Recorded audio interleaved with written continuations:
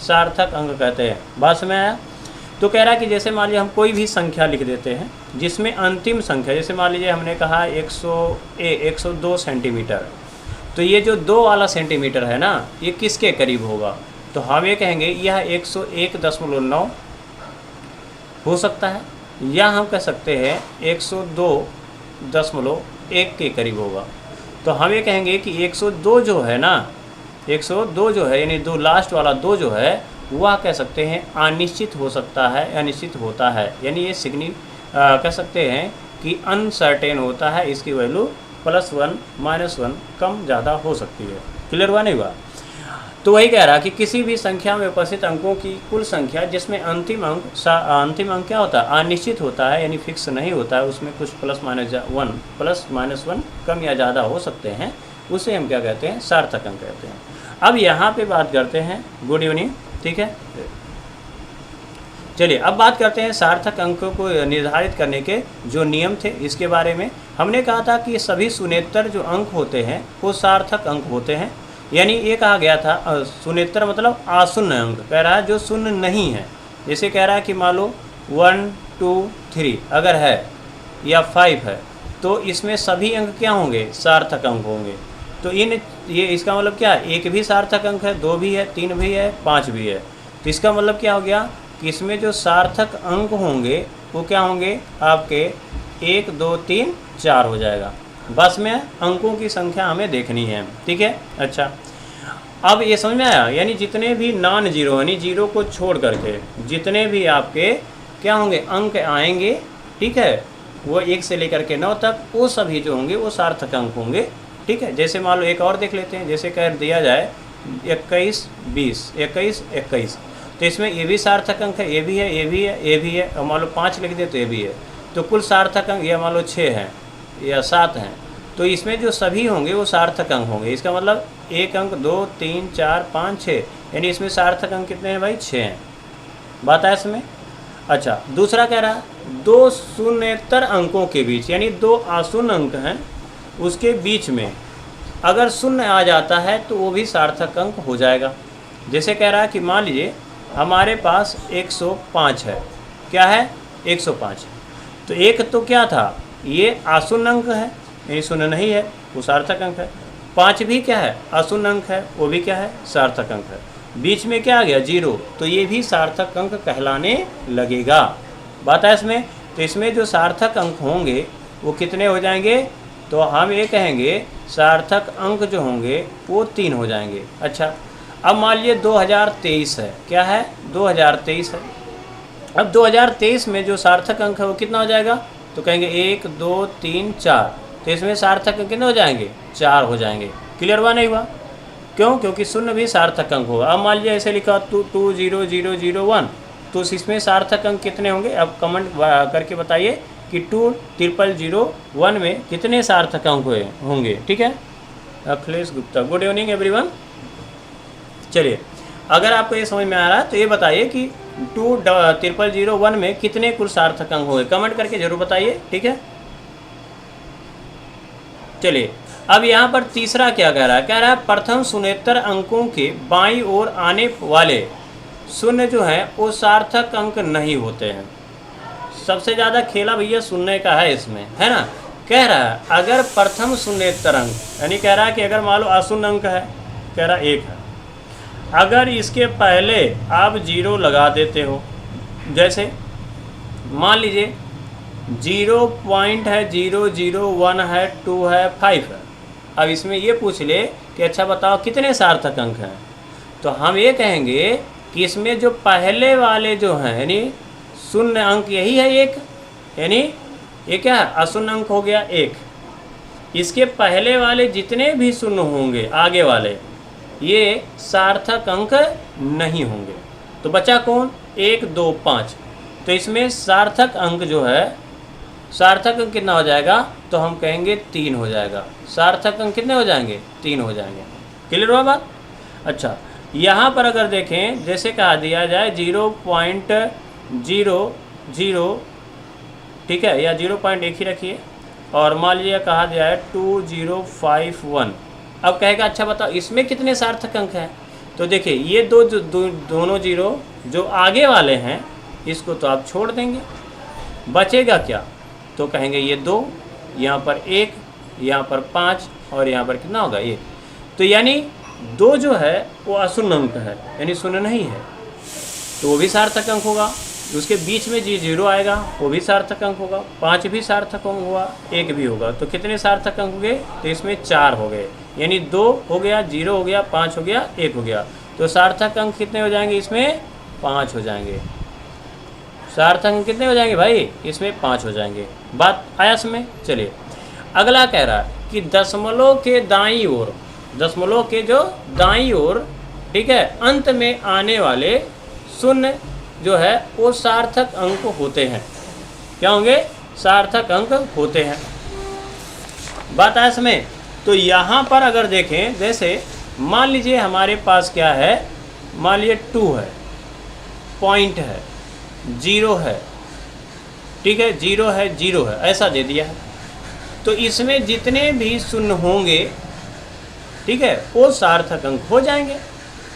Clear हुआ नहीं हुआ? अच्छा, तो कह रहा है इसमें जो सार्थक अंक होंगे वो कितने हो जाएंगे? तो देखिए 2 भी सार्थक अंक है, तो ये 0 हो जाएगा, 0 0, ये भी सार्थक। टोटल कितना हो जाएंगे भाई? 4। रीना यादव कह रहे हैं 5, ठीक है, वेरी गुड। तो 2005 में कितना हो जाएगा? 2000 में 1 में 5 हो जाएगा। क्लियर हुआ? वेरी गुड, ठीक है। अब यहाँ पर कह रहा है इसमें सार्थक अंक कितने हो जाएंगे भाई? तो 1 2 3 4, तो इसमें सार्थक अंक हो जाएंगे 4। बात आया समय? तो वही कह रहा है कि दशमलव के बाद अगर कोई जो है शून्य आ रहा है तो वो सार्थक अंक होगा, बशर्ते उसके आगे क्या होना चाहिए? कोई एक अशून्य अंक होना चाहिए। अच्छा, लास्ट क्या कह रहा है? कह रहा है किसी संख्या के अंत में, किसी संख्या के अंत में ऐसे शून्य जो कि दशमलव के दाईं ओर ना हो, वो सार्थक अंक हो भी सकते हैं और नहीं भी हो सकते हैं। बात है इसमें? वो सार्थक अंक हो भी सकते हैं और नहीं भी हो सकते हैं। कह रहा कैसे? कह रहा मान लीजिए हमारे पास जो है कहा 12,000 है। कितने हैं? 12,000। तो इसमें जो होगा इन जनरल अगर देखें तो इसके कई संभावनाएं हो सकती हैं, कई संभावनाएं हो सकती हैं। कह रहा वो कैसे? तो कह रहा देखो अगर हम इसे लिखें तो हम इसे साइंटिफिक नोटेशन में लिख सकते हैं। तो देखिए ध्यान से ये ध्यान से समझेंगे कि अगर दशमलव यहाँ कहीं नहीं है और संख्या बहुत ज़्यादा है तो आप क्या करोगे? साइंटिफिक नोटेशन लिखोगे और साइंटिफिक नोटेशन निकाल करके तुरंत बता दोगे, यानी वैज्ञानिक संकेतन में। तो अगर दशमलव को हम इधर ले जा रहे हैं तो हम लिख सकते हैं 1.20000 गुणे कितना अंक लेके गए भाई? तो कहेंगे 1 2 3 4 अंक, तो 10 पे घात 4 हो जाएगा। तो अब इसमें जो सार्थक अंक हैं, सार्थक अंक जो हैं वो कितने हो जाएंगे? तो कहेंगे ये 0 भी होगा, 2 भी होगा, 3 भी होगा, 4 भी होगा, 5 होगा, यानी इसमें सार्थक अंक कितने हो जाएंगे? 5 हो जाएंगे। अच्छा, कह रहा अच्छा मैं अगर इस 1.2 को 2 0 ही लिखूं, 1 0 हटा दूं तो कोई प्रभाव पड़ेगा? नहीं। तो इसका मतलब इसमें अब सार्थक अंक कितना बचेगा? सार्थक अंक कितना हो जाएगा? तो कहेंगे भाई 1 भी है, 2 भी है, 0 है, 0 है, तो इसका मतलब सार्थक अंक 4 हो जाएगा। अच्छा, फिर 1 0 छोड़ सकते हैं तो उसके वैल्यू पर कोई प्रभाव नहीं पड़ेगा, तब भी हम ऐसे लिखेंगे। तो सार्थक अंक जो है अब इसमें कितना हो जाएगा? तो यहाँ पर कितना हो जाएगा? 3 हो जाएगा। क्लियर हुआ नहीं हुआ? अच्छा, अब कह रहा है कि अगर मान लीजिए हमारे पास 1.2 हम लिख सकते हैं ना, 10 पे घात 4, तो भी तो कोई वैल्यू पे फर्क नहीं पड़ेगा। कहेंगे हाँ ठीक है। तो ये जो होगा इसका जो सार्थक अंक है वो कितना हो जाएगा? 2 हो जाएगा। कितना हो जाएगा? 2 हो जाएगा। अब आपका दिमाग तो चकरा गया, इसमें तो सार्थक अंक 5 भी है, 4 भी है, 3 है, 2 है, यानी इतनी संभावनाएं हो सकती हैं, लेकिन लिखेंगे कौन सा? तो ये बात ध्यान में रखेंगे कि यहाँ पर जैसे 12,000 दिया हुआ है तो इसमें आगे ये जो बाद वाले शून्य हैं, दशमलव यहाँ तो है नहीं, बाद वाले शून्य को हम क्या करेंगे? कैंसिल कर देंगे, यानी ये सार्थक अंक में नहीं जोड़ेंगे। आया इसमें? तो कैसे क्या करोगे, तो आप दशमलव इसको आप क्या करोगे, साइंटिफिक नोटेशन में, यानी वैज्ञानिक संकेतन में लिख लोगे। तो 1.24 में लिख लेंगे, सभी जीरो हटा देंगे, ठीक है, और जो आएगा वही सार्थक अंक हो जाएगा। तो इसमें देखिए घात वाले जो हैं वो सार्थक अंक में नहीं जोड़ते हैं, तो बचा कितना, 2, तो सार्थक अंक 2 हो जाएगा। तो ये बात ध्यान में रखना है कि अगर आपका कैसे दे दिया, जैसे कह रहा 12,000 में सार्थक अंक, तो आप डायरेक्ट ही ऐसे हटा सकते हो, इस जीरो को कैंसिल कर दो, ये दोनों जो होंगे वो सार्थक अंक हो जाएंगे। तो इसका जो सार्थक अंक, वास्तविक जो सार्थक अंक होगा वो आपका 2 हो जाएगा। क्लियर हुआ बात? अच्छा, अब यानी ये यही आपको आंसर में लिखना है। क्लियर हुआ? अच्छा, अगला हम बात करते हैं कि जैसे मान लीजिए दे दिया जाए 3050, 3050। अब यहाँ पर मीटर दे दिया जाए या सेंटीमीटर दे दिया जाए और पूछ लिया जाए भाई अब बताओ सार्थक अंक। तो देखिए कोई अगर यूनिट दे देता है, अंक दे देता है, जैसे इसी में अगर कह देता कि 12,000 किलोमीटर, ऐसे दे देता, तो किलोमीटर जब दे देगा, कोई यूनिट दे देगा, इकाई दे देगा, तो उसमें जितने भी जीरो हैं वो भी सार्थक अंक में काउंट करेंगे। ये बात ध्यान में रखना है। अगर यूनिट नहीं दिया होगा तो आप उसे पूरे को हटा देंगे। क्लियर हुआ बात? तो यहाँ पर यूनिट दे दिया है, यानी इकाई है, किलोमीटर, सेंटीमीटर, मीटर, कुछ भी दिया है, तो ये सभी सार्थक अंक हो जाएंगे। 3 ये 0 हो जाएगा और 2 ये 3 2 5। तो अब इसमें सार्थक अंक कितने हो जाएंगे भाई? 5 हो जाएगा। बात आया समय? चलिए अगला कह रहा है कि मान लिया 3050 सेंटीमीटर है, तो इसमें अब सार्थक अंक कितने हो जाएंगे? तो कहेंगे ये जीरो भी जोड़ लेंगे। अब अगर मान लो ऐसे देता 3050 में सार्थक अंक बताओ और सेंटीमीटर पर कुछ नहीं दिया होता तब, तो इस जीरो को हम छोड़ देते, क्या लिखते 1 2 3, तो इसमें सार्थक अंक कितना हो जाएगा? 3 हो जाएगा। ठीक है, इसमें अगर दे दिया है 3050 सेंटीमीटर, तो इसका मतलब जीरो आपको लेना पड़ेगा क्योंकि यूनिट दे दिया है। तो आपका इसमें सार्थक अंक जो होगा कितना हो जाएगा? तो सार्थक अंक जो होगा वो आपका हो जाएगा कुल मिला के 4, यानी 1 2 3 और 1 4। क्लियर हुआ बात? चलिए, तो ये हमने देख लिया सार्थक अंकों के लिए।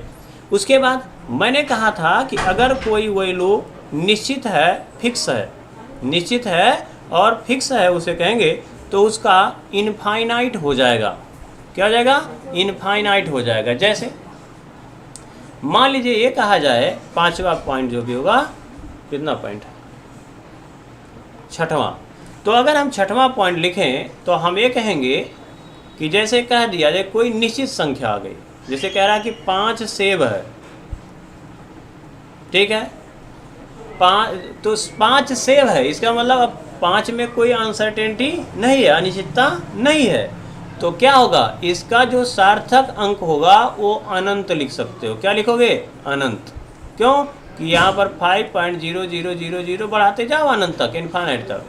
तो ये ध्यान में रखेंगे, जैसे 5 पेन हो गया, 5 कॉपी हो गया, 5 कुछ हो गया, तो जब वहाँ पर आपको एक वैल्यू दे देगा कि भाई ये सामान इतना है, तो अनंत तक हो जाएगा।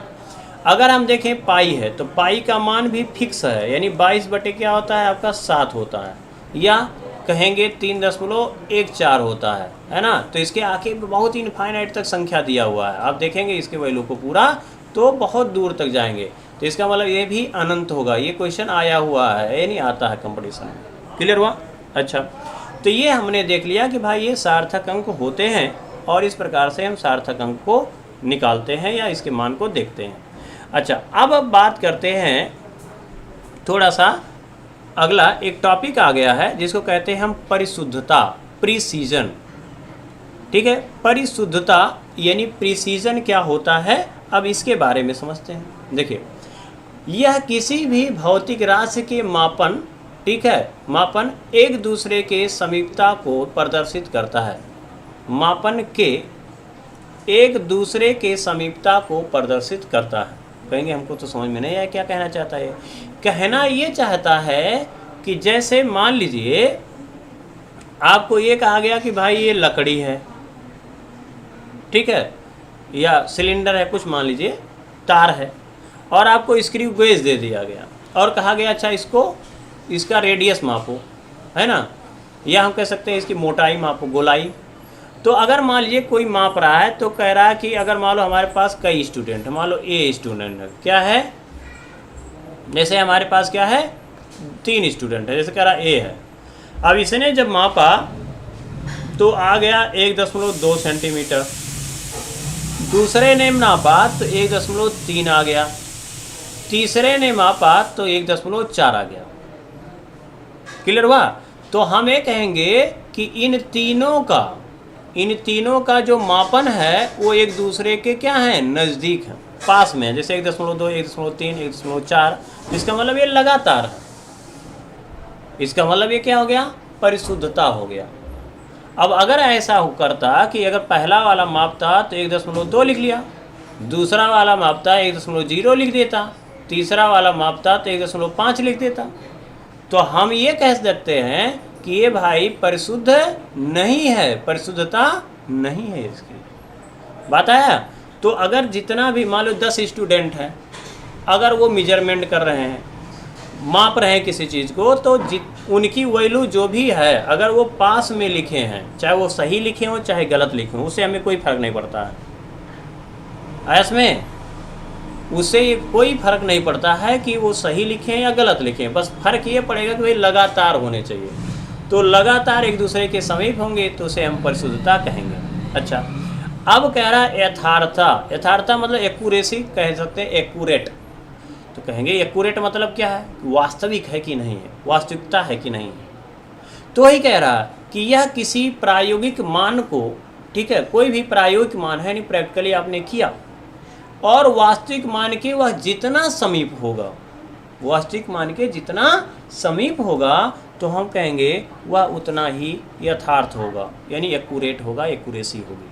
जैसे कह रहा है कि मान लीजिए ये जो सिलेंडर था ये माप रहे थे, तो कहे भाई एक तो 1.2 मान लीजिए ये लंबा है, मान लीजिए कह दें कि 1.2 सेंटीमीटर लंबा है, यानी आपने क्या किया, एक ऐसे मान लो तार ले लिया, एक फिर से एग्जांपल समझते हैं, एक हमने तार ले लिया और जिसकी जो लंबाई है वो कह दिया जाए 5.2 सेंटीमीटर है, तो ठीक है। अब एक स्टूडेंट को आपने क्या किया, दे दिया मापने के लिए, तो अगर वो कहेंगे कि 5 हो सकता है 2 माप दे, हो सकता है बी वाला तो 5.4 माप दे, हो सकता है सी वाला ये 5.1 माप दे। तो हमें कहेंगे कि ए वाले की जो वैल्यू है वो तो एकदम इसके पास है, यानी वही है, तो हम कहेंगे ये यथार्थ वैल्यू है। ठीक है। अब कहेंगे अच्छा चलो जाने दो, ये वाला नहीं था और ये दोनों गड़बड़ माप दिए हैं, तो कहेंगे इसमें बताओ कौन ज़्यादा यथार्थ है। तो देखो ये इसके ज़्यादा समीप है, तो हम कहेंगे ये यथार्थ है इससे, ये 5.4 से आया इसमें। तो वही कह रहा है कि जो शुद्ध वैल्यू होती है, जो कह सकते हैं कि वास्तविक मान होता है, और आपने प्रैक्टिकल किया लगभग वही मान ले आया, तो आप कहेंगे यथार्थता है। क्या है? यथार्थता है। चलिए अभी थोड़ा सा और एक कंसेप्ट देखते हैं, इसके एग्जाम्पल को देखते हैं और आपको 100% समझ में आ जाएगा। जैसे कह दिया कि भाई देखो, माना धातु की लंबाई 4 सेंटीमीटर है, यानी एक हमने धातु की लंबाई, या आपके टीचर ने, आपके गुरु ने क्या किया, एक धातु का टुकड़ा दे दिया और उसकी लंबाई जो थी वो 4 सेंटीमीटर थी, यानी ये वास्तविक मान है। ये क्या है भाई? वास्तविक मान है, 4 सेंटीमीटर है, मतलब ये वास्तविक मान है। चलो ठीक है। अब आपके पास कुल, यानी आपको भेजा गया, और आपके दोस्त कितने हैं? कुल 4 दोस्त हैं, ए बी और सी और डी, 4 दोस्त हैं। चलो ठीक। कह रहा है चारों दोस्तों ने क्या किया है, यानी आपने, मान लो आपको मैं मान ले रहा हूँ दोस्त नंबर ए, यानी विद्यार्थी ए, यानी स्टूडेंट ए, आपने प्रैक्टिकल किया। अब पहली बार जब आपने उसे मापा तो कह रहा है कि आ गया कितना, तो कह रहा है 3.6 आ गया। कितना आ गया? 3.6 आ गया। ये विद्यार्थी ने जब मापा पहली बार। दूसरी बार मापा तो कह रहा है 3.7 आ गया। तीसरी बार मापा तो 3.9 हो गया, चौथी बार आपने मापा तो 3.8 हो गया। अब जब आपने इसका औसत निकाला, यानी इन चारों को जोड़ करके 4 से भाग दिया तो 3.75 आ गया। क्लियर हुआ नहीं हुआ? तो अब इस केस में क्या कहोगे कि यह यथार्थ है या परिशुद्ध है? यह यथार्थ है या परिशुद्ध है? तो क्या कहोगे? देखिए, ये इसकी वैल्यू कितनी आ रही है? 3.75, लेकिन धातु की वास्तविक लंबाई कितनी है? 4 है। इसका मतलब ये दोनों वैल्यू क्या है? 3.75 से ये तो बहुत कम हो गया 4 से, तो 4 से 3.75 बहुत कम हो गया। तो हम कहें ये तो भैया यथार्थ एक्यूरेट नहीं आया, यानी ये यथार्थ नहीं है। तब कहेंगे चलो जाने दो, गड़बड़ हो गया, तो परिशुद्धता चेक कर लेते हैं। तो देखो, इसमें कह रहा 3.6 है, ये 3.7 है, ये 3.8 है, 3.9 है, यानी जो वैल्यू विद्यार्थी ये ने लिखा है वो पास वाले सब लिखे हैं। 3.6 भी है, 3.7 भी है, 3.8 भी है, 3.9 है, भले ही गलत मापा हो, है ना, भले ही वो गलत मेजरमेंट कर लिया हो, लेकिन हम कहेंगे भाई साहब ये परिशुद्ध है। क्या है ये? परिशुद्ध हो गया। यानी जो विद्यार्थी ये था, इसका जो मापन था वो परिशुद्ध था। क्या था? परिशुद्ध था, यानी प्रिसीजन था। चलो ठीक। अब कह रहा है हम विद्यार्थी दूसरे की बात कर लेते हैं। दूसरा विद्यार्थी बी कह रहा है मापा क्या? 3.6 मापा, फिर 3.8 पे कूद गया, मतलब मतलब कह सकते हैं लापरवाह स्टूडेंट है। उसके बाद 4.2 पे पहुंच गया, बताओ, और 4.4 पे आ गया। यानी ये अपना दिमाग लगाया होगा, भाई मापा तो नहीं होगा, ये अपना दिमाग लगा लिया कि अगर हम इन चारों को जोड़ेंगे तो औसत कितना आ गया? 4 आ गया। औसत कितना आ गया? औसत तो आ गया भाई, 4 आ गया। औसत कितना आ गया? 4 आ गया। तो यहाँ पर कह सकते हैं कि अब क्या कहोगे? तो कहेंगे कि ये परिशुद्ध है कि यथार्थ है। तो कैसे समझोगे? तो देखो, 3.6 3.8 के पास में नहीं है, या 3.8 4.2 के पास नहीं है, समीप नहीं है, या हम कहेंगे 4.2 जो है 4.4 के पास नहीं, अंतर है, एक अंतर है। तो इसका मतलब ये तो भाई परिशुद्ध तो नहीं है। परिशुद्ध होगा? कहेंगे नहीं है ये। तो इसका मतलब क्या है कि ये जो है भाई साहब ये परिशुद्ध नहीं होंगे। तब तो हमें कहेंगे ये परिशुद्ध नहीं होगा। तब कहेंगे अच्छा यथार्थ है? तो कहेंगे हाँ, देखो 4 था, ये तुक्का मार दिया। देखो 4 था, बंदे ने क्या किया? दिमाग लगा करके 4 तो ले आया, इन चारों को जोड़ करके 4 भाग दे दिया और 4 आ गया। तो 4 सेंटीमीटर लंबाई था और 4 उसका वैल्यू भी आ गया, औसत। तो हम कहेंगे हाँ, ये जो है यथार्थ है। क्या है? यथार्थ है, यानी एक्यूरेसी है, एक्यूरेट है। बात आया समझ? यानी ये यथार्थ है भाई साहब। क्लियर हुआ? अच्छा, सी वाला देखते हैं। गजब का विद्यार्थी था भाई बी वाला, मतलब भयंकर है, अपना दिमाग लगाया है कि नहीं है? ठीक है, चलिए सी वाला क्या कह रहा है कि सी वाले ने जब मेजर किया तो कह रहा 3.5 आया, फिर 4.2 आया, ये भी गड़बड़ था, 4.7 था, 5.6 था।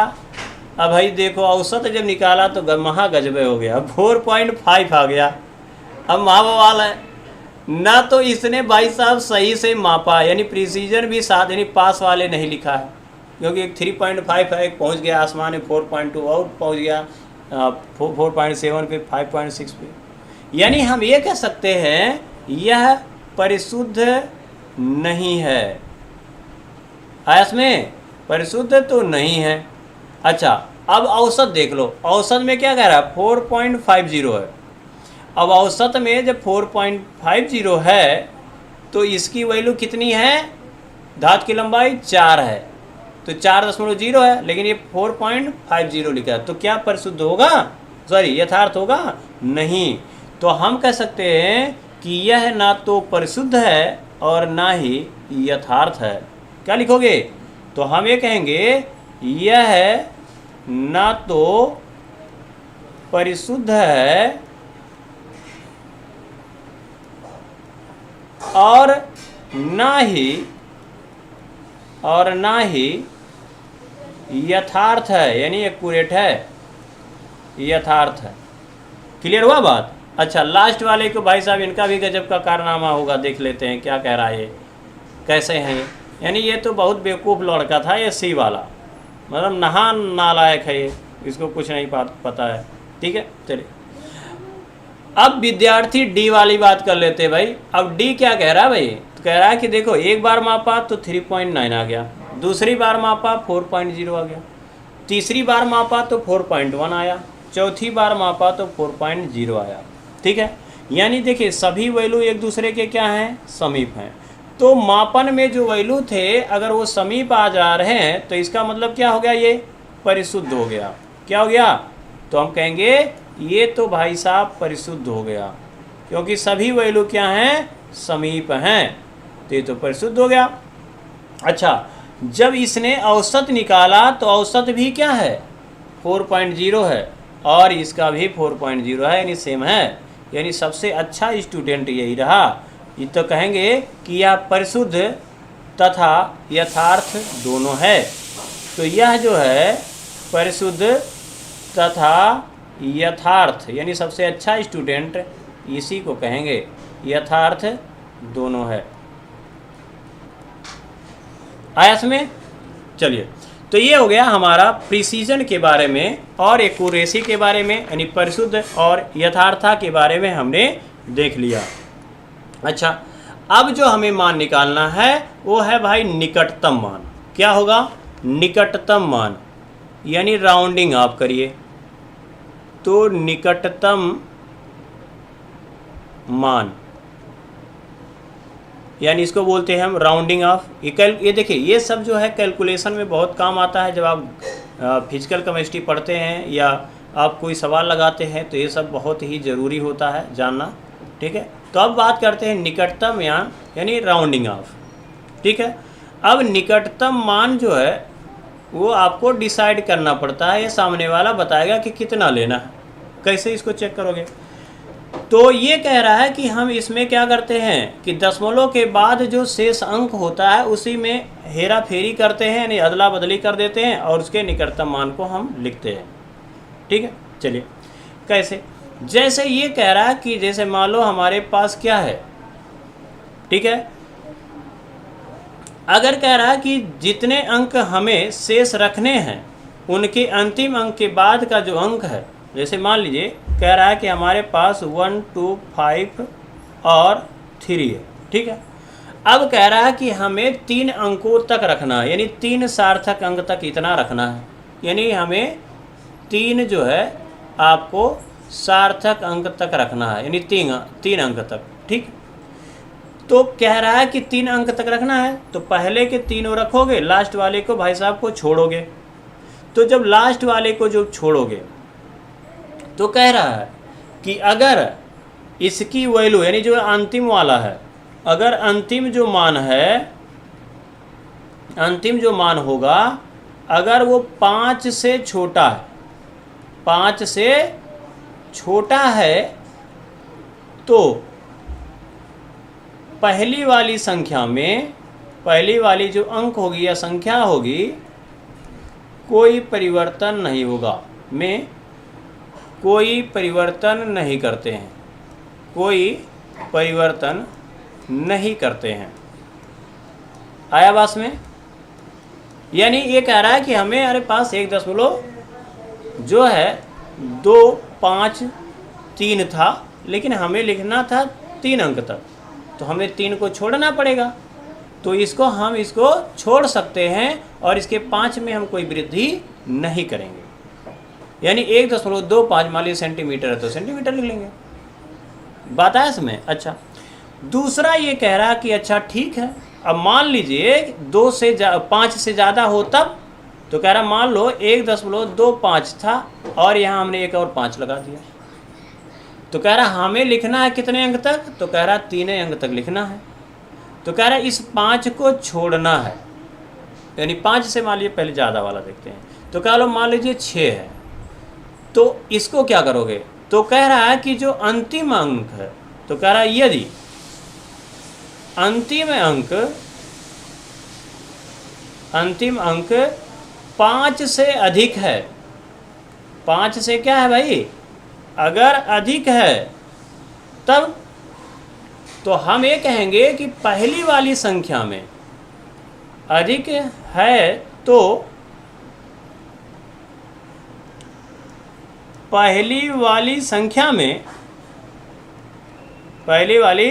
संख्या में एक जोड़ देते हैं। क्या करोगे? एक जोड़ देते हैं। आया बस में? तो कह रहा हमें 3 अंक तक लिखना था, यानी 1.25 हमें लिखना है, लेकिन 6 को छोड़ना पड़ेगा। तो कह रहा है ये तो भाई 5 से ज़्यादा है, तो इसका मतलब इस लास्ट वाले अंक में, यानी ये 5 है, इसमें हमें एक जोड़ना पड़ेगा। अब एक जोड़ दोगे तो कितना आ जाएगा? 101.26 आ जाएगा। बात है इसमें? तो इसको हम क्या लिख देंगे? 1.26 हो जाएगा। अगर मान लो यहाँ सेंटीमीटर था या मीटर होगा, जो भी होगा, सेंटीमीटर लिख लेंगे। अच्छा, अब ये 2 कंडीशन हो गया कि अगर 5 से कम है तो छोड़ दो, कोई कुछ नहीं बदलना है। ये कह रहा 5 से अधिक है, तो कह रहा पहली वाली संख्या में एक जोड़ दोगे। कह रहा अच्छा, अब मान लो नहीं है, तब 5 है तब क्या करोगे? कह रहा कि मान लीजिए 1.3 और मान लीजिए 7 है, और यहाँ पर 5 है, और लिखना कितने अंक तक था? कह रहा 3 अंक तक हमें लिखना था। कितने तक लिखना है? कह रहा 3 अंक तक हमें लिखना है। तब कह रहा 5 को छोड़ना है। तब इसके 2 कंडीशन होंगे।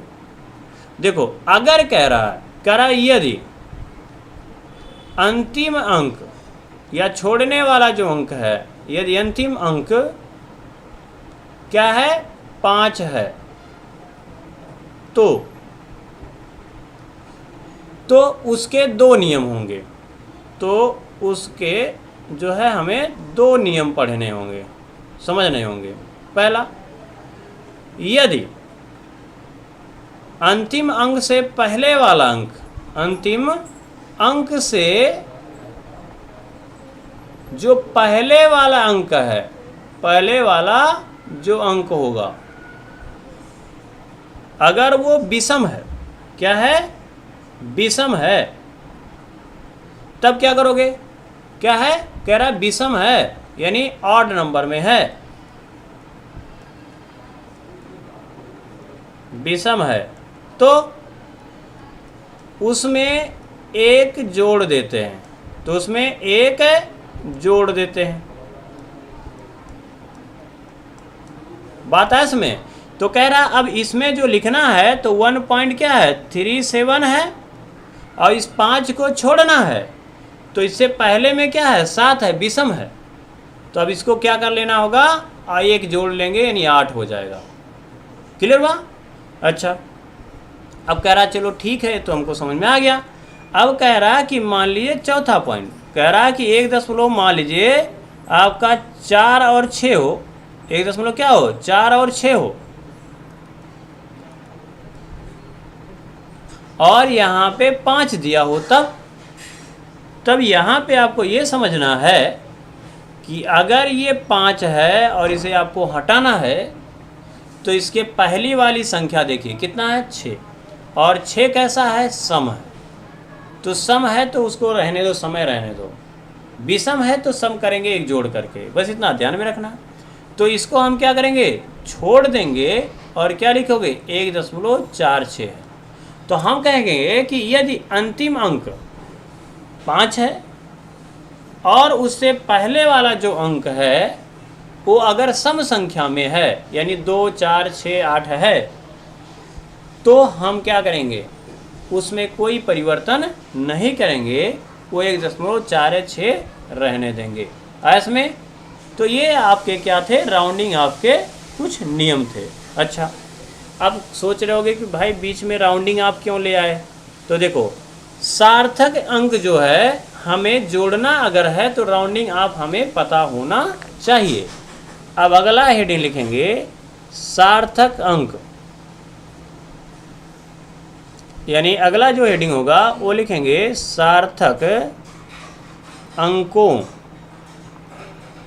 सार्थक अंकों को जोड़ना तथा घटाना, को जोड़ना तथा घटाना, तथा घटाना आया बस में। यानी हम सार्थक अंक को, हम सिग्निफिकेंट फिगर को हम जोड़ते और घटाते कैसे हैं, इसके कुछ नियम है, ये जानना बहुत ही ज़रूरी है। तो हमें कह सकते हैं कि क्या करना होता है कि जोड़ते तथा घटाते समय, घटाते समय, क्लियर हुआ, घटाते समय कह रहा है कि इसमें जो अंक है वो कितना होना चाहिए। तो कह रहा है जोड़ते तथा घटाने के पश्चात, घटाने के, जोड़ने तथा घटाने के पश्चात, ऐसे लिखिए, पूरा सेंटेंस लिख लेंगे, जोड़ने तथा घटाने के पश्चात, राइटिंग थोड़ा भाई डेंजर है मेरा, समझेंगे भावनाओं को, ठीक है। तो जोड़ने तथा घटाने के पश्चात प्राप्त जो परिणाम होगा, यानी रिजल्ट होगा, प्राप्त परिणाम, प्राप्त परिणाम, ठीक है, में दशमलव के बाद, में दशमलव के बाद, दशमलव के बाद, के बाद, ठीक है, उतने ही अंक तक, उतने अंक तक, उतने अंक तक ही सार्थक अंक होते हैं, सार्थक अंक होते हैं, ठीक है, जितने, जितने किसी, जितने किसी अवयव में या अवयवी, यानी जिसको जोड़ रहे हो, अवयवी घटक, अवयवी घटक या संख्या,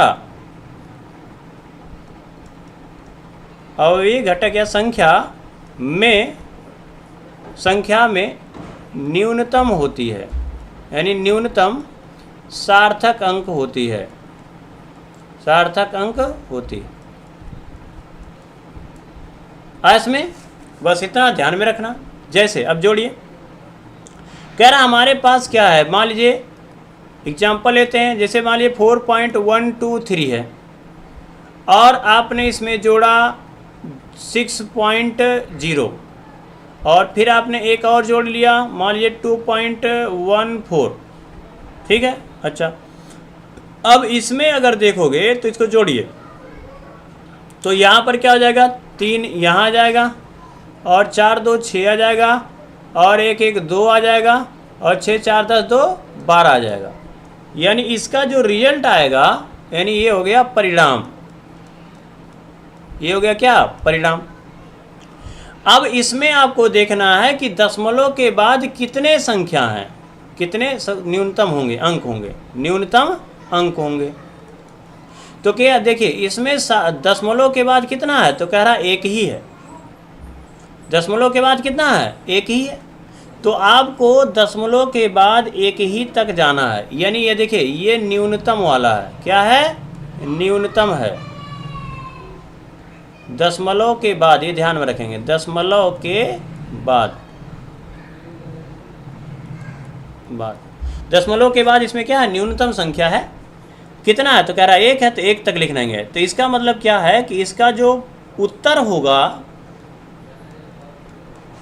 वो कितना लिखोगे, तो हम लिखेंगे 12.2। अच्छा, अब कह रहा है कि इस 6 को छोड़ रहे हो, बेईमानी हो रही है यहाँ, 6 क्या है, कह रहा 5 से ज़्यादा है, तो पहली वाली संख्या में क्या कर दोगे, 1 जोड़ दोगे, यानी निकटतम मान। तो यहाँ पर 2 से क्या हो जाएगा, ये 3 हो जाएगा, यानी इसका उत्तर हो जाएगा 12.3। कितना हो जाएगा, 12.3 हो जाएगा। बोलो भाई, आया समझ नहीं आया। अच्छा, अब एक और समझते हैं, एक और एग्जाम्पल देखेंगे तो आपका और कंसेप्ट क्लियर हो जाएगा। देखिए कह रहा है कि 2.215 है, उसके बाद कह रहा है कि 3.241 है, उसके बाद कह रहा है कि 6.04 है। क्लियर हुआ? अब इसको जोड़ लीजिए तीनों को, तो क्या लिखोगे? तो देखिए यहाँ पर 5 और 1 6 हो जाएगा, और 4 4 8 और 1 9 हो जाएगा। 2 2 4 देख लेंगे, अगर जोड़ घटाने में कहीं प्रॉब्लम होगा तो कमेंट जरूर करेंगे। अब 6 2 8 3 11 हो गया। यानी इसका जो उत्तर यानी परिणाम आया, यानी रिजल्ट आया जो योग का, वो तो आया भाई साहब 11.496। अच्छा, अब इसमें आपको देखना है कि सबसे दशमलव के बाद न्यूनतम संख्या कितना है इसमें, तो कहेंगे 2 है ना, दशमलव के बाद वाला। तो इसका मतलब इसमें भी हमें 2 तक ही जाना है, उससे ज़्यादा नहीं जाना है। तो इसका उत्तर जो लिखोगे आंसर वो क्या हो जाएगा, तो हमें कहेंगे 11.49 होगा। अच्छा, अब बात आ जाती है कि भाई आप 6 को तो छोड़ रहे हो, तो 6 की संख्या कितनी है? देखिए 6 जो है, ये 6 जो है ये तो 5 से ज़्यादा है, तो इसका मतलब इससे पहले वाली संख्या में हमें 1 जोड़ना पड़ेगा। तो अगर 1 जोड़ोगे तो यहाँ हो जाएगा 5 9 1 10 हो जाएगा, 0 हो जाएगा, और यहाँ हो जाएगा 50। क्या हो जाएगा? 50। तो इसका उत्तर कितना हो जाएगा? 11.50 हो जाएगा। अगर इसी बात पे अगर समझ में आ रहा है तो प्लीज़ आप कम से कम कमेंट तो करते रहो भाई, सक्रिय तो रहो कि यहाँ समझ में आ रहा है या नहीं आ रहा है। कमेंट मतलब लाइक तो मार दो, क्या बोलते हैं भाई, आप समझदार तो ज़्यादा होंगे, तो जो भी है उसको उड़ा दो, मतलब लाइक सब्सक्राइब। चलिए अगला देखते हैं।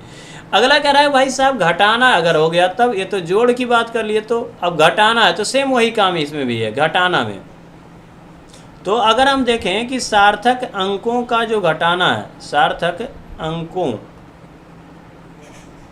का घटाना कैसे होगा, घटा लो। तो इसमें कह रहा है मान लो 24.26 है, और इसमें हमें 12.013 को घटाना है। तो यहाँ पर कहेंगे 10 होगा, 3 7 हो जाएगा, और यहाँ पर कितना हो जाएगा? 5 में से 1 गया, ये हो गया ना। अब यहाँ पे बचा 5, 5 में से 1 आया तो ये हो जाएगा 4, और यहाँ पर बचा 2, यहाँ पर हो जाएगा 2, और यहाँ पर हो जाएगा 1। एक बार चेक कर लेंगे, ठीक है, भावनाओं को समझेंगे, एक बार चेक करेंगे कि यहाँ ये परिणाम सही है नहीं है, एक बार जो घटा कर जरूर देख लेंगे। ये हो गया परिणाम। देखिए जो मैं बता रहा हूँ उसको आप नोट्स करते रहिए, आपको एनसीईआरटी का फुल नोट्स यहाँ पर मिलेगा, ठीक है। जितना मैं पढ़ा रहा हूँ उसको नोट करते जाएंगे तो आप कोई भी कंपटीशन है ईजिली आप क्वालिफाई कर लेंगे, ये मेरी गारंटी है। क्लियर हुआ? अच्छा, अब यहाँ पे आते हैं, परिणाम तो भाई साहब इतना हो गया। क्लियर हुआ? अच्छा, अब कह रहा है कि इसमें सार्थक अंक दशमलव के बाद देखिए कितने अंक हैं, तो कह रहा है इसमें तो 2 हैं, इसमें कितने हैं? 3। तो कहाँ तक पहुँचोगे? कह रहा है 2 अंक तक लेना है। तो इसका मतलब क्या है, इसमें भी हमें 2 अंक तक लेना पड़ेगा। तो उत्तर जो होगा वो कितना हो जाएगा, तो हम कहेंगे 12 क्या हो जाएगा, 24 लिखना था, लेकिन है 7 को छोड़ रहे हो, और 7 क्या है, 5 से ज़्यादा है। तो 5 से ज़्यादा होगा तो 4 में 1 जोड़ देंगे, तो 4 1 5 हो जाएगा। आया बात समझ? तो यहाँ ये 12 क्या हो जाएगा, 25 इसका उत्तर हो जाएगा। बात आया इसमें? तो ये बात ध्यान में रखना है कि चाहे जोड़ हो या फिर घटाना हो, जोड़ हो या फिर घटाना है, उसमें आपको ये देखना है कि दशमलव के बाद कितनी न्यूनतम संख्या है। जो वाली न्यूनतम संख्या होगी उतना ही आपको न्यूनतम तक जाना है, दशमलव तक, और वही आपका सार्थक अंक होगा। तो इसमें अगर सार्थक अंक देखेंगे तो सार्थक अंक कितने हो जाएंगे, 4 हो जाएंगे। इसमें सार्थक अंक कितने हो जाएंगे, 4 हो जाएंगे। क्लियर हुआ? यानी ये भी होगा 2 3 और 1 4। इसमें सार्थक अंक कितने हो जाएंगे, तो इसमें भी 4 बता रहा है, यानी 1 2 3 4। ऊपर में चले जाएंगे तो ऊपर में सार्थक अंक कितना हो जाएगा, तो कहेंगे 3 हो जाएगा। आया इसमें सार्थक अंक कितना, 1 2 3, तो सार्थक अंक हो गए 3। क्लियर हुआ? चलिए ये तो हो गया भाई साहब जोड़ का। अब बात करते हैं कि भाग क्या है, भाग कैसे करते हैं। तो सार्थक जो है अंकों का गुणा और भाग, अंकों का गुणा और भाग। क्लियर हुआ? अगर हमें गुणा और भाग करना है तो क्या लिखेंगे? तो गुणा और भाग लिखेंगे, गुणा और भाग, गुणा और भाग से प्राप्त, गुणा और भाग से प्राप्त जो परिणाम होगा, गुणा और भाग से जो प्राप्त परिणाम होगा में उतने ही सार्थक अंक होने चाहिए, सार्थक अंक, ठीक है, होने चाहिए, होने चाहिए, ठीक है, जितने, जितने की गणना के में, गणना में प्रयुक्त, यानी जो उपयोग में आएंगे, जिसका गणना करेंगे, प्रयुक्त न्यूनतम या निम्नतम सार्थक अंक वाला, सार्थक अंक वाला घटक होगा, घटक होगा। क्लियर हुआ नहीं हुआ? अब कैसे समझेंगे? देखिए इसका एग्जाम्पल देखते हैं, आपको समझ में तुरंत आ जाएगा।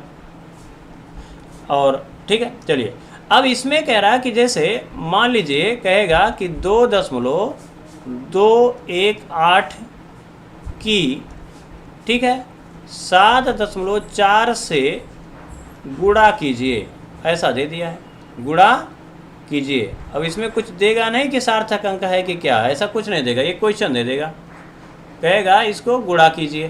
तो कैसे गुणा करोगे? तो आप क्या करोगे? 2.21 और 8 और 7.32, ये तो हो गया भाई इसका परिणाम। क्या हो गया? इसका परिणाम हो गया। चलो ठीक। अब कह रहा है कि इसको उत्तर क्या लिखोगे? क्या लिखना है? उत्तर कितना लिखना है? तो देखिए कह रहा है कि इसमें जो न्यूनतम सार्थक अंक वाला है, वो कह रहा है इसमें 2 सार्थक अंक हैं। कितने हैं? अब इसमें दशमलव नहीं देखना है, ये बात ध्यान में रखिए। टोटल कुल सार्थक अंक जो है, तो कह रहा है इसमें तो 2 सार्थक अंक हैं, यानी 7 और 4, इसमें 7 और 4 है। और इसमें कितना है? तो 1 2 3 4, यानी इसमें 4 सार्थक अंक हैं। तो न्यूनतम कितना है? तो कह रहा है 2, तो यही वाला सही है। यानी हमें जो परिणाम मिलेगा उसमें से न्यूनतम सार्थक संख्यों वाली संख्या लेंगे। तो कह रहा है कितना है भाई? कह रहा 2 है, तो 2 तक लेना है, यानी आप कितना लेंगे? 16 तक। क्या लेंगे? 16, यानी 1 और ये 2, यानी अब यह इसका आंसर हो जाएगा 16 हो जाएगा। बात है इसमें, ये बात जरूर ध्यान में रखेंगे।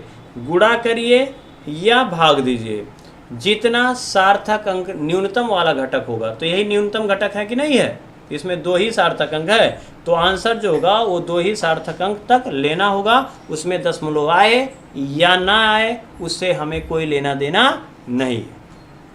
बशर्ते देखिए यहाँ जो छोड़ रहे हो 4, वो 5 से छोटा था, इसलिए छोड़ दिए, बढ़ाए भी नहीं, इसलिए 16 आ गया। चलिए अगर ये समझ में आ गया है तो इसका ये तो हो गया भाई गुणा। क्या हो गया? गुणा हो गया। अब भाग दे करके देखते हैं, एक एग्जाम्पल भाग वाला देखते हैं। ठीक है, भाग में कैसे समझोगे? जैसे कह रहा है कि क्वेश्चन, देखो आप लोग लाए कोई नहीं कर रहे हो भाई, क्या बात है, कंजूसी कर रहे हो। देखिए हल कीजिए, हल कीजिए। क्या हल करना है भाई? कह रहा है कि 0.35 है और यहाँ पर 13.356 है।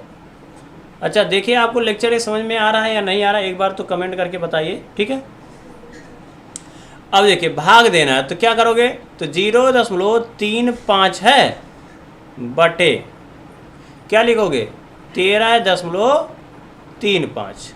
अच्छा अब इसको जब आप भाग देंगे तो इसका आंसर जो आता है वो मैं बता दे रहा हूँ, परिणाम ये हो गया 0.02 62। अच्छा, भाग देना नहीं आया होगा तो ये बात ध्यान में रखेंगे। देखिए इसका दशमलव जब हटाओगे तो ऊपर हो जाएगा 35, 2 अंक के पहले दशमलव बाद सॉरी 2 अंक के पहले दशमलव है, इसमें भी 2 अंक के पहले दशमलव है, तो हो जाएगा 1335। तो 1300 भाई 35 से नीचे वाले से ऊपर वाले में भाग दिया जाता है, मैं बता दे रहा हूँ, नहीं तो कहोगे कि सर पूरा बताते नहीं हैं और भाग जाते हैं। तो ये देखिए ये थोड़ा गुणा भाग प्राइमरी और का है, इसलिए मैं बता दे रहा हूँ, लेकिन जानना जरूरी है, कोई इसमें हंसने वाली बात नहीं। अगर आपको कुछ नहीं आ रहा है तो मैं पूरा 100% सिखाऊंगा। तो इसमें जब आप भाग दोगे तो आपका आंसर जो आएगा यानी परिणाम आएगा, ये हो गया, यानी हो गया आपका परिणाम। अच्छा, लेकिन अब उत्तर कैसे लिखोगे? ठीक है, तो उत्तर जब लिखोगे तो कह रहा क्या, कह रहा इसमें देखो, इसमें सार्थक अंक कितने हैं? सार्थक अंक को मैं लिखूंगा सिग्निफिकेंट फिगर SF, तो इसमें कितने हैं? 2 हैं, यानी 0 तो होगा नहीं, क्योंकि दशमलव के देखो किसी नॉन जीरो, मैंने कहा था अशून्य अंक से पहले वाले 0 होते हैं वो सार्थक अंक नहीं होते हैं। तो ये हो गया 2, यानी 3 होगा और 5 होगा, 2 सार्थक अंक। इसमें 1 2 3 4, तो इसमें सिग्निफिकेंट फिगर यानी सार्थक अंक कितने हैं? 4 हैं। तो न्यूनतम कितना है? तो कह रहा 2 ये है, तो आप 2 तक जाएंगे। कहाँ तक जाएंगे? 2 तक आंसर लिखेंगे। तो कह रहा 2 कहाँ तक आ जाएंगे? तो देखिए ये जो 0 0 है ये तो सार्थक अंक नहीं है, तो बचा क्या? 2 और 6, तो यानी ये 2 तक जाएंगे, तो आंसर जो होगा 0.02 और 6 हो जाएगा। आया बात में? और इसमें जो सार्थक अंक होगा वो हो जाएगा 2। सार्थक अंक कितना हो जाएगा? वो हो जाएगा 2, यानी 2 और 6। बात क्लियर हुई नहीं हुई? तो ये है आपका गुणा और ये है आपका भाग। तो हमें ध्यान में रखना है, अगर आप जोड़ और घटाना कर रहे हैं तो आपको दशमलव के बाद देखना है कि सबसे कम संख्या किसका है। तो अगर दशमलव के साथ जिसकी संख्या कम होगी उतनी ही दशमलव के साथ संख्या हम उत्तर में लेंगे। अगर कह रहा गुणा भाग कर रहे हो तो आपको देखना होगा कि पूरा सार्थक अंक किस में कम है, यानी सभी पूरे अंकों को देख करके सार्थक अंक निकालना है। जिसमें सार्थक अंक कम होगा, सबसे कम होगा, उतना ही वैल्यू हम उत्तर में लिखेंगे।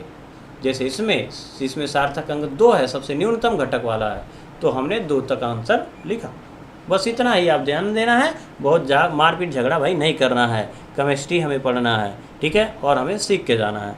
चलिए, अगर ये समझ में आ गया है तो अब मैं आपको एक क्वेश्चन दे रहा हूँ, इसका आंसर बताइए, तब तो हम समझ जाएंगे कि आप जो है समझ गए बातों को, भावनाओं को समझ गए। देखिए कह रहा है 1.25 गुणे 10⁻⁻6 है और गुणे जो है 0.6 है बटे है, ठीक है, 5.6 है। ठीक, कह रहा है का परिणाम, का जो है परिणाम सार्थक अंक, का परिणाम जो है सार्थक अंकों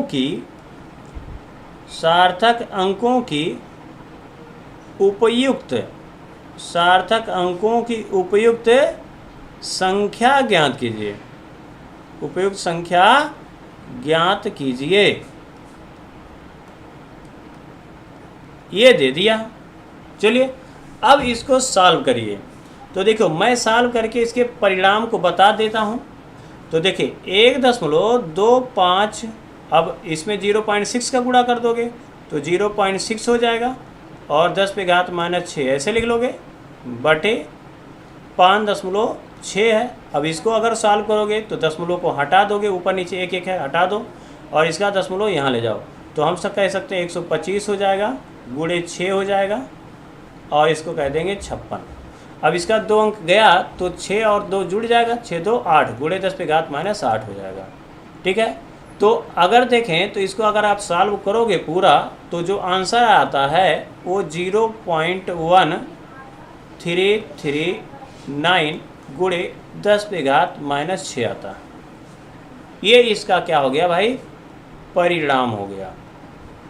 क्या हो गया? परिणाम हो गया। अब आप क्या करिए, अब देखिए हमारा मेन है कंसेप्ट गुणा भाग नहीं करना, हमारा कंसेप्ट है भाई सार्थक अंकों के उपयुक्त संख्या ज्ञात कीजिए। यानी हम इस परिणाम को उत्तर में कितना लिखेंगे, उत्तर में हम कितना लिखेंगे ये हमको बता दीजिए। तो आप कमेंट करके बताइए कि उत्तर में हमें कितने अंकों तक जाना चाहिए। क्योंकि गुणा और भाग खाली है इसमें, और तो गुणा भाग में मैंने एक ही बात बताया था जो आपको समझ में आ गया हो, तो इसका कमेंट करके आंसर बताइए, तो मैं समझ जाऊं कि आपने इस टॉपिक को 100% समझ लिया है। कोई बताएगा?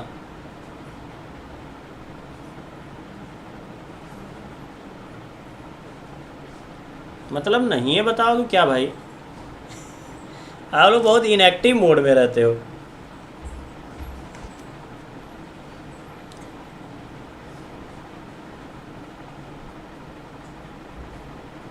तो देखो यहाँ पर फिर से समझिए, देखिए यहाँ पर कितने सार्थक अंक हैं? देखिए 3 है, 1 2 3 है।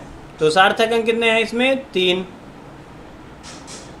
यानी सिग्निफिकेंट फिगर हो गया 3। यहाँ पर दशमलव के बाद है 1 ही है, 0 तो होगा नहीं इसका, तो हम कहेंगे इसका सिग्निफिकेंट फिगर जो होगा वो तो हो गया 1। इसका कितना है सिग्निफिकेंट फिगर यानी सार्थक अंक? तो हम ये कहेंगे इसमें सार्थक अंक हैं 2। तो सबसे, हाँ रीना यादव वेरी गुड, ठीक है, एक्सीलेंट। तो यहाँ पर जो है आपका आंसर जो होगा वो 1 है, यानी सबसे छोटा कौन है? 1 ही है। तो इसका मतलब आंसर हो जाएगा 0.1 और इंटू 10⁻⁻6 हो जाएगा। आया बस में? Very good, excellent. Reena Yadav बहुत ही एक्टिव स्टूडेंट लग रहे हैं, ठीक है, वेरी गुड, शाबाश। चलिए ठीक है, तो ये हो गया हमारा आज का लेक्चर। टाइम हमारा हुआ ख़त्म, ठीक है। तो मैं अगर कुछ आप कहना चाहते हैं या कुछ आप कमेंट करना चाहते हैं कि आपको ये समझ में आ रहा है या नहीं आ रहा है, या कुछ इम्प्रूव करना चाहिए लेक्चर में, या कुछ और पढ़ना चाहते हैं, तो उसको आप कमेंट करके बताइए, ताकि मैं अगले वीडियो में उसके बारे में सुधार कर लूँ, ठीक है। और देखिए कंसेप्ट में कोई प्रॉब्लम तो आई थिंक नहीं होगा, आपको समझ में 100% आ गया होगा, ठीक है। अब एनसीईआरटी में जो है कुछ क्वेश्चन दिए गए हैं, आप उसको जो है सॉल्व कर लेंगे, और मैं उसको कल जो है, अभी तक जो टॉपिक हमने पढ़े हुए हैं, कल जो है एनसीईआरटी का कुछ क्वेश्चन देखेंगे। और विमीय जो विश्लेषण है यानी डायमेंशन एनालिसिस, जैसे हम मीटर को सेंटीमीटर में कैसे बदलते हैं, लीटर को सेंटीमीटर या मीटर में कैसे बदलते हैं, इस सब की जानकारी जो है हम लोग कल देखेंगे। और उसके बाद जो है अगर टाइम बचता है तो हम लोग चालू करेंगे रासायनिक संयोजन के नियम, जहाँ से आपकी केमिस्ट्री चालू होगी। ये तो सब भाई साहब इंट्रोडक्शन था, है ना, तो वो सब हम लोग डिटेल में बात करते हैं। तो चलिए मिलते हैं कल, तब तक के लिए जय हिंद। पढ़ते रहिए, बढ़ते रहिए, और देखिए अपने लक्ष्य को निर्धारित करिए, और उस लक्ष्य के प्रति आप सक्रिय रहिए, ठीक है। क्योंकि सफलता देखिए बिना मेहनत के नहीं मिलती है, तो आपको सफलता अगर प्राप्त करनी है तो आपको मेहनत करना चाहिए, ठीक है। तो मेहनत करते रहिए, पढ़ते रहिए, हाँ इंजॉय से पढ़िए, बहुत ज़्यादा प्रेशर में नहीं आना है, धीरे धीरे सीखेंगे, आपको बहुत कुछ समझ में आएगा, ठीक है। चलिए, लेकिन हाँ जितना मैं पढ़ा रहा हूँ उसको ज़रूर एक जगह नोट करते रहिए, और एक बढ़िया नोट्स बना लीजिए, ठीक है। गारंटी देता हूँ कि आपकी पूरी फुल एनसीईआरटी क्लियर हो जाए। चलिए मिलते हैं कल 7 से 8, तब तक के लिए जय हिंद, ठीक है, गुड नाइट।